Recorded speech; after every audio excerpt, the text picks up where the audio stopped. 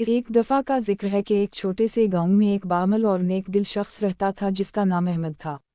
अहमद की ज़िंदगी बड़ी सादा थी और वो हमेशा अल्लाह के अहकाम के मुताबिक ज़िंदगी गुजारने की कोशिश करता था। इसकी ज़िंदगी का मकसद सिर्फ़ अल्लाह की रज़ा हासिल करना था। वो दिन रात अल्लाह की इबादत में मशगूल रहता, नमाज रोज़ा और दीगर इबादत की पाबंदी करता था और गरीबों की मदद करता था। गाँव के लोग उसकी इज़्ज़त करते थे और इसकी नेकीम की मिसालें देते थे। एक दिन अहमद गांव के बाजार में जा रहा था कि रास्ते में एक बूढ़ी औरत दिखाई दी जो बहुत ज़ईफ़ और थकी हुई थी। वो औरत बाजार में ख़रीदारी के लिए आई थी, लेकिन इसकी हालत ऐसी थी कि वो चलने में भी मुश्किल महसूस कर रही थी। अहमद ने फ़ौरन इस औरत के पास जाकर उसकी मदद करने की पेशकश की। इसने औरत को अपने कंधे पर सहारा दिया और उसे बाजार तक पहुंचाया। जब वो औरत बाजार पहुंचे तो अहमद ने उसे कहा कि आपको कुछ खरीदना हो तो मैं आपकी मदद कर सकता हूँ। औरत ने शुक्रिया अदा किया और कुछ सामान खरीदा। इसके बाद अहमद ने इस बूढ़ी औरत से पूछा कि आप कहाँ रहती हैं। औरत ने बताया कि वो एक दूर दराज गाँव में रहती है और इसका बेटा कहीं शहर में काम करता है, लेकिन वो भी इसकी मदद नहीं करता।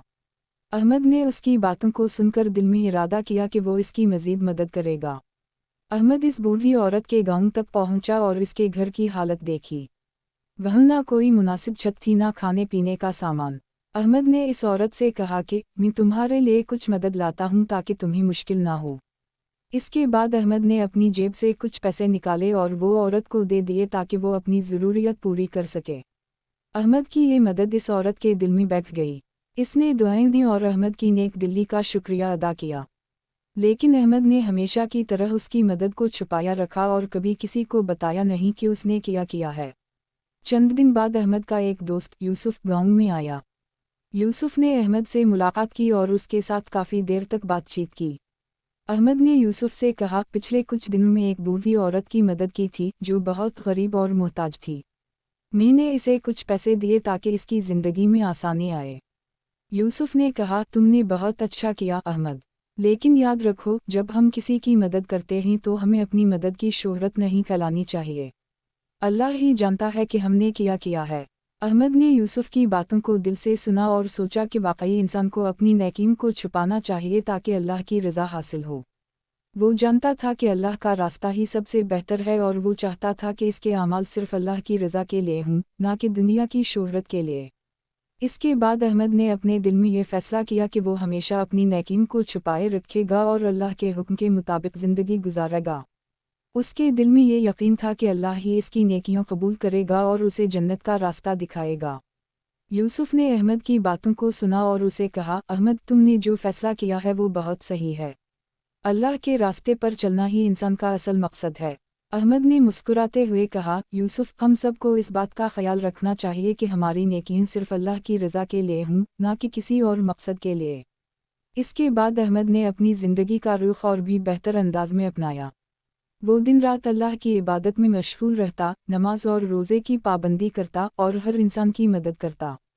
इसकी ज़िंदगी का मकसद सिर्फ़ अल्लाह की रज़ा था और वो इस पर यकीन रखता था कि अल्लाह जो चाहेगा वही होगा।